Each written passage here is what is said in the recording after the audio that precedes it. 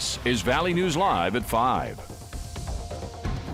We begin with breaking news as a West Fargo teacher has been charged with luring a minor for sex online. Ron Thompson resigned from West Fargo Public Schools on February 2nd after police served a search warrant on his home and at work. Police say evidence seized in the searches showed explicit conversations between Thompson and a 14-year-old girl, which was actually an undercover officer. Valley News Team's crime and safety reporter Bailey Hurley joins us live now in the studio with the details of Thompson's case and why police say it took so long for this information to come out. Bailey? Andrea, new court documents say Thompson and the 14-year-old girl were chatting on a website called eChat.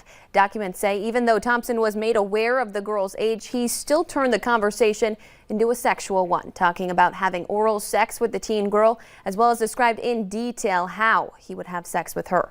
West Fargo police today saying the reason the details of this case took so long to release was due to the amount of electronic devices seized in their searches, which they say takes a while to go through. And Police Chief Dennis Otterness says while there is still evidence left to look at, which means Thompson could face more charges depending on what's discovered. Maybe this is a really good time to sit down and talk to your kids about the dangers of the internet. Maybe look into some parental controls that you might be able to access for your kids because the internet can be a very dangerous place for our young people. Documents say while Thompson admitted to chatting online with multiple females under the age of 18, he denies ever having any physical contact with them and also denies having any inappropriate contact or chats with anyone here locally. Andrea. All right. Thank you, Bailey. The most recent jail records show Thompson has not yet been booked. Coming up tonight on Valley News Live at 6, hear what West Fargo Schools has to say about yet another educator finding themselves in trouble with the law. Nice and mild today. Let's hope that continues for the rest of the week.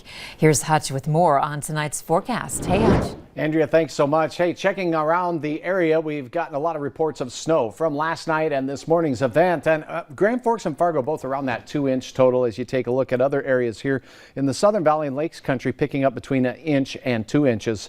And in the far north, very little as well. But Devil's Lake picking up the big winning amount, 7.3 inches there. A lot of 4-inch reports. Portland, Michigan, Gary, Twin Valley also with a 4-inch report, and several between 2 and 4 inches, Halstead and the West Fargo area included, and the Grand Forks Air Base out to the west, about 3 inches for that area. Here's a little bit more snow shower activity showing up on our Home of Economy camera there in Grand Forks right now. And when we look at the radar, it's back. Mayville radar back in operation now as snow showers push through western Polk County and into northwest Minnesota this evening. A trace to a 1/2 inch of snow on already slippery streets means slow it down. Temperatures are warm south and west, but in the 20s here, and temperatures tonight in Fargo will sneak down to the mid-20s by bedtime tonight. We stay flake-free here in Fargo, but up north a better chance.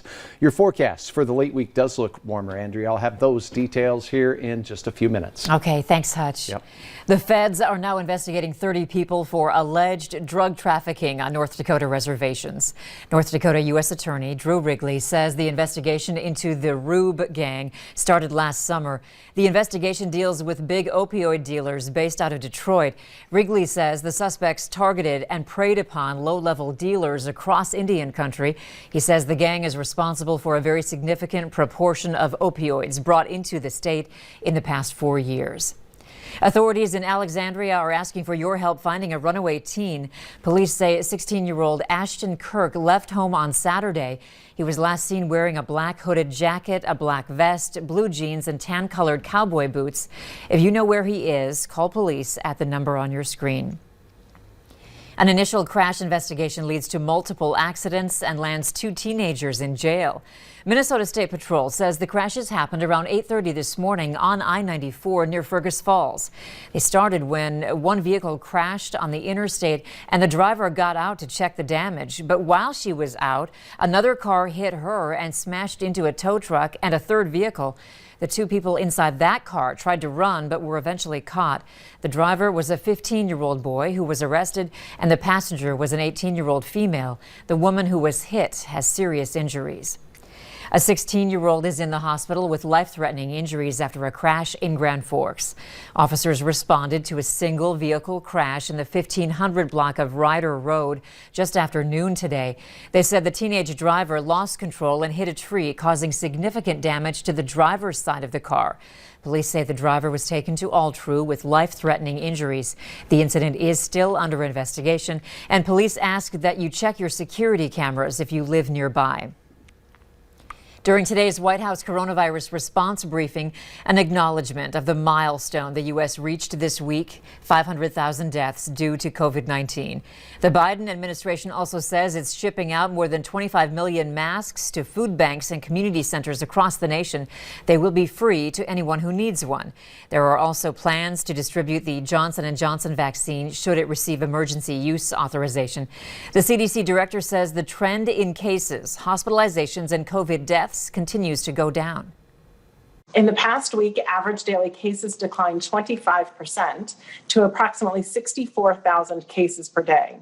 This is slightly less than the summer peak of 67,000 daily cases reported last July.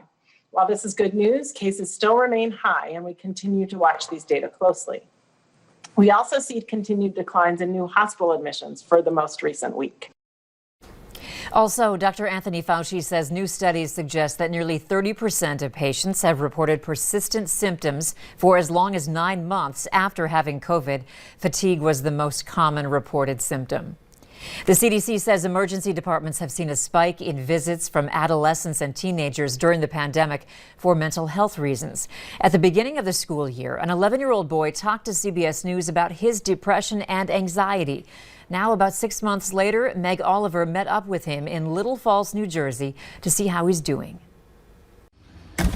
5 days a week, sixth grader Rocco Testa leaves home to attend school in person in Little Falls, New Jersey. Hi, it's so nice to see you again. We first met Rocco in late August when he bravely opened up about his mental health during the pandemic. It was just me being angry at the world and everything because of COVID and stuff. Like most children, Rocco spent last spring inside, learning in front of a computer. Isolation took a heavy toll, but many of his frustrations faded after he returned in person this fall. Are you still mad at the world? No, not really at all. You feel happy? Yeah, I feel a lot happier. In September, it was like my kid was back. Rocco's mom, Gina Testa, is a guidance counselor in a nearby district where school is only virtual. My students are suffering. They're breaking down. I have parents that are on Zooms with me crying about what's going on with their kids at home. For many children, as the pandemic has raged on, their mental health has continued to suffer. The CDC says between April and October, emergency departments saw a more than 30% spike in visits from children 12 to 17 years old for mental health reasons. How many calls do you receive a day from parents worried about their children? At least 5 to 10 calls a day, and it's all about mental health issues. Dr. Maria Yarovi is a pediatrician in New Jersey. She said the calls she gets are about kids as young as kindergarten through college. What are the biggest signs you should look for if you think your child is really struggling? Not wanting to be involved in activities, not wanting to eat, just staying in their room, sleeping. In a September survey, more than half of children ages 11 to 17 reported they had thoughts of suicide or self-harm, nearly half or every day in the previous 2 weeks. They were also more likely than any other age group to have moderate to severe symptoms of anxiety and depression. What should you do if you think your child is going to harm themselves? Straight to the hospital. And what should you do if you think your child is depressed? Get help. Get absolute help. Call a psychologist, call somebody, get help for them and for the family.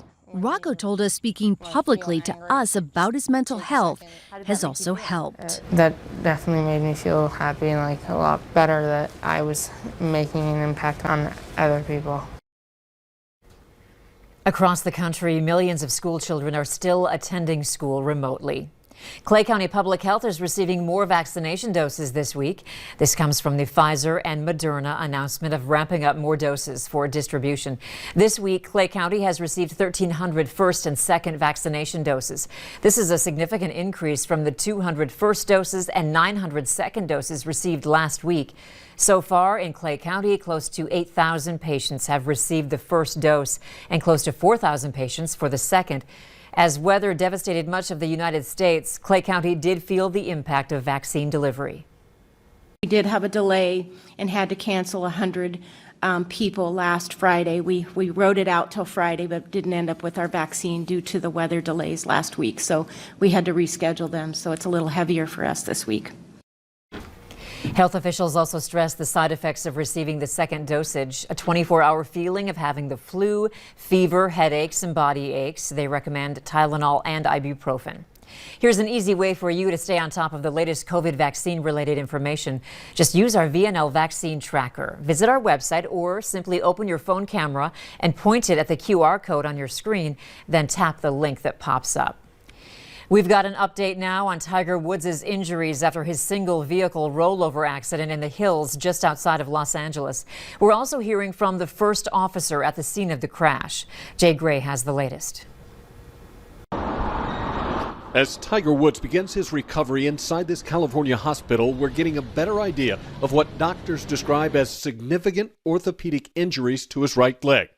He had multiple fractures, so when they go in surgically, they have to repair all those pieces, piece them all back together and make sure it's stable. Surgeons spent several hours repairing Woods' fibula and tibia where a rod was put in place, along with a combination of screws and pins used to stabilize injuries to his foot and ankle.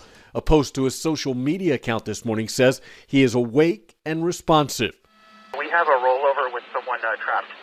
The golfing legend was injured in a single-car accident on a winding road about 30 miles south of downtown Los Angeles. Firefighters using an axe and pry bar to pull Woods from his mangled SUV that they say was traveling at a relatively greater speed than normal when it hit the center median, then rolled several times. Deputy Carlos Gonzalez was the first officer at the scene. I don't think he was aware of how gravely he was injured at the time. It could be a mixture of adrenaline. It could have been shock. Again, it was very quick. Stunned fans and fellow athletes sharing their concern and support online, some wondering if he'll return to competition. But right now, there's a more immediate concern. If it's about his quality of life and being there for his kids, and that's the most important thing right now. Doctors say Woods will spend several months in rehab and recovery. Jay Gray, NBC News. And tomorrow is the big day. Valley News Live is teaming up with Make-A-Wish for their Miles for Smiles campaign. We'll tell you how you can donate your unused Delta or United Airline miles to send local Wish kids and their families on the trip of a lifetime. Tonight on Valley News Live at 9 and 10, 15-year-old Haley from Rugby opens up about her medical journey and her trip to the Bahamas. This weekend, Gray Media, which owns Valley News Live, is partnering with the Grand Ole Opry to help bring in donations to Feeding America to help those who have been affected by various disasters. Chris Jansen, Travis Tritt, and Haley Witters are some of the artists that will appear. The show will air live this Saturday on KVLY and KXJB at 8 p.m. And don't forget, this weekend the Bison will travel to Carbondale, Illinois to take on Southern Illinois for their second game of the spring season this Saturday. The pregame show starts at 11. Kickoff is set for noon. You can catch all the action on KVLY. Up next, a recall on accent tables because they could shock you. It was a slippery and crisp start to our day after a round of snow Tuesday night into your Wednesday morning. Now we have a few more flakes working their way through our western counties. Temperatures today below freezing for many areas. I'll have details on a nice warm up as we head toward the latter portion of your work week. Right after this.